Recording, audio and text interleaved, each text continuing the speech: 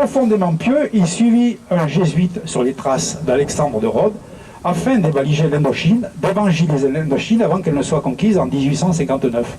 Je ne sais pas quelle heure. Et à son retour, la paroisse d'Escours lui fut confiée. C'est à ce moment-là, la tradition bienlandaise, que l'abbé d'Artigolong fut appuyé de son surnom, l'abbé d'Along. Voilà. La petite dernière, Manon, qu'on appelait Manon d'Escours, sans savoir que plus tard on en ferait un film qui d'ailleurs n'avait rien à voir avec cette histoire, Manon était douce et belle comme la rosée du matin. Et un jour où Félicien rendait visite à son ami Jean, celui-ci lui présenta Manon d'Escours. Ce fut un véritable coup de foudre. Félicien tomba sous le charme de la belle Manon. Ce sentiment était réciproque. Et Félicien fit de plus en plus le voyage de Tos-Escours. Et il fit une cour assidue à Manon d'Escours. Il laissait un peu son travail, il avait la tête ailleurs, il était tout estranciné. Les parents avaient bien vu qu'il y avait Pilal sous caillou. À cette époque-là, on ne disait pas, on dit sous roche. Mais se taisait. Félicien se mit à fréquenter ouvertement Manon, et les noces furent décidées et furent célébrées le samedi 18 juin 1853. Ce fut un grand événement, une belle fête. Et moi, Raymond Subsol, je les ai unis pour le meilleur et pour le pire. J'allais dire le pire. Bon. Avant de les confier à notre curé sympathique Desbiey d'Onostène, je sais qu'ils furent très heureux. Ils furent très heureux et ils eurent beaucoup d'enfants. Et maintenant, je vais passer la parole à monsieur le curé, qui a des choses à dire aussi sur l'éducation de Félicien. Voilà. À vous, monsieur le curé d'Esbiey. Merci, monsieur le maire. Je pense que vous pouvez l'applaudir.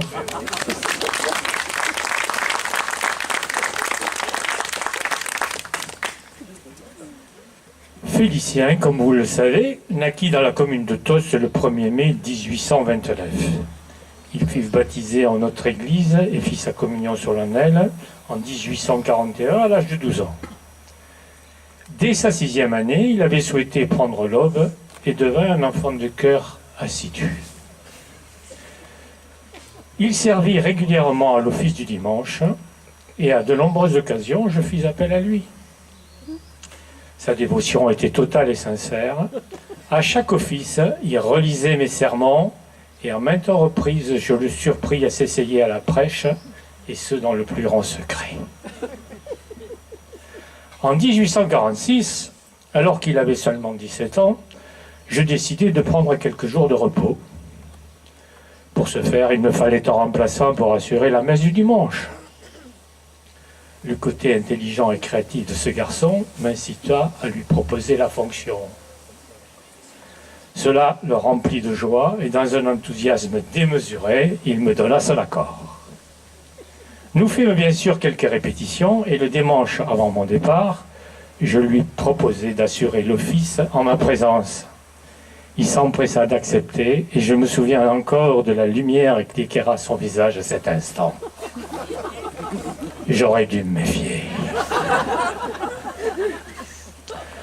Le jour venu, il se sentait angoissé, incapable de prononcer le moindre mot.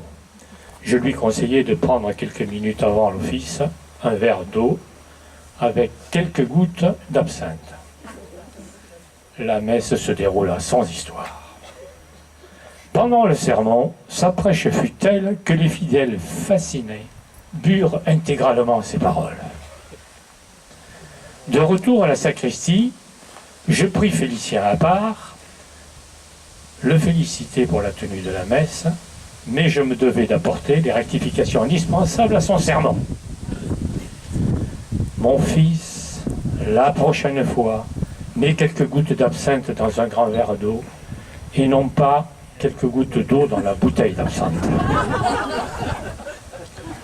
Premièrement, il n'est nul besoin de mettre une rondelle de citron sur le bord du calice.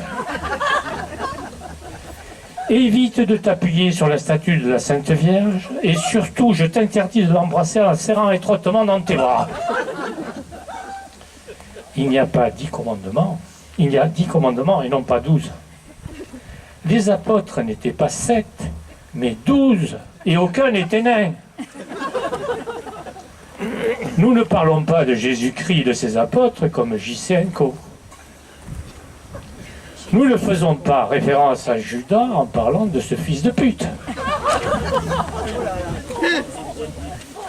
Incident technique, veuillez m'excuser. Attila n'a rien à voir avec la mort de Jésus. Les murailles qui se sont effondrées au 7e jour ne se trouvaient pas à Mexico, mais à Jéricho. L'eau bénite est faite pour bénir, et non pas pour se rafraîchir la nuque. Ponce Pilate a dit « Vos histoires, je m'en lave les mains », et non pas « Vos conneries, je m'en bats les couilles ». Les hosties ne sont pas des gâteaux apéritifs à consommer avec le vin de messe. Jésus n'a pas été fusillé, mais crucifié. Et enfin, on ne descend pas de la chair avec les mains en l'air en disant « Adichatz ». Bon, il va falloir trouver la feuille suivante. Ah, voilà. L'alcool aidant, je doute qu'il a entendu mes remarques. Refroidi par l'expérience, je ne suis jamais parti en vacances.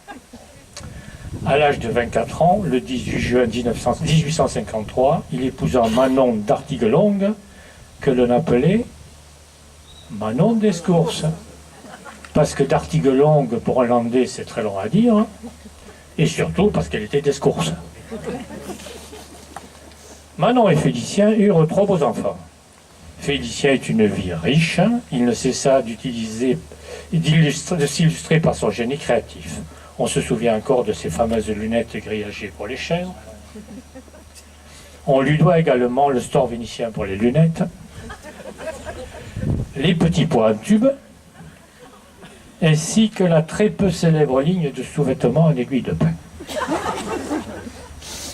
Il fut rappelé sous les drapeaux en 1859 et avec son groupe de Landais, ils furent les acteurs d'une charge décisive qui modifia le cours de la bataille. En remerciement, il fut autorisé à regagner ses foyers. Après une vie bien remplie, Félicien s'éteignit le 8 novembre 1904 à l'âge de 75 ans dans des circonstances inhumaines. Il est mort de soif. Cette maladie, également appelée la séquère, a depuis dans notre région été totalement éradiquée grâce à la vigilance d'un groupe particulièrement actif dans ce domaine, les Gnagnuts. En mémoire de cette atrocité et sur les lieux même de son décès, puisqu'il est mort au pied de ce pin, sont organisées des répétitions de levée de coude apéritives afin que cela ne jamais se reproduise. Qu'on se le dise, Amen.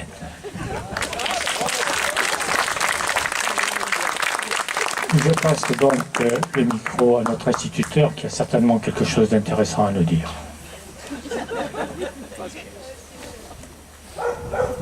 Merci à tous.